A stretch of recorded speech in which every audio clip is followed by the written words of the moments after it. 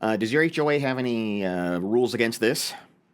I'm not quite sure if they do or not, but I'm thinking universally that's probably frowned upon, whether it is an HOA or not. I think And this is the kind of thing that would reduce your property value, right? I think so. I think so. That if you're like, yeah, by the way, the neighborhood's great, but I got the guy next door comes and just likes to crank it right in front of my Ring doorbell camera. And I think this goes to your point, Johnny, of how you said eventually we're all going to be on some type of adult site. Yeah, whether you want to be or not. Yeah, you're going to be. So in this particular story, and by the way, this comes from Pennsylvania, which is really becoming the Florida of the Northeast. Yeah. A lot of ridiculous stories coming out of Pennsylvania. So this particular gentleman, there's a single lady who lives next door to him. And so about 2 o'clock in the morning, she gets a notification, bing. She picks up her phone and looks, and there's that guy walking around with his wang out right in front of her Ring doorbell cam, and just starts start doing the skyjacking Yeah. going on, with real stuff going on, like, and she's like, "What the French toast?"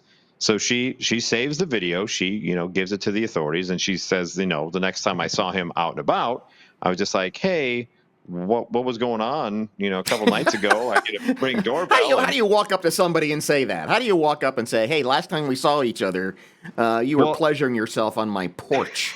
the last time I saw you, Yeah. you were Right. you were whipping up a batch of thunder on my porch, and apparently his culpable deniability was this.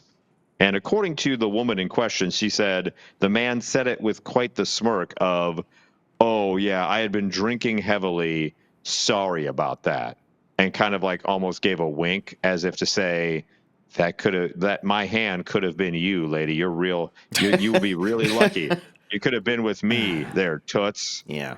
I'd, so I don't know. See, this I'm calling BS on this guy Big time. because yeah, it's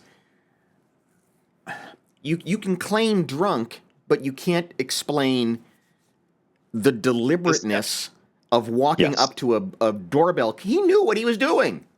Yes, you can claim drunk, but who among us, when inebriated, could then go, "All right, well, I'm feeling a little randy, Yeah. but I just don't want my computer's right here, and I have the comforts of being indoors. But no, let me go, leave my domicile, walk outside, not just drop trowel right there. Make sure I go around the next door, stand in just the right area to where it gets That's not a drunk man. And thinking. it wasn't just anybody's porch, right? Right. It Yeah, was exactly. specifically her porch. I mean, yeah, Porch. there's a lot of thought that went into this thing.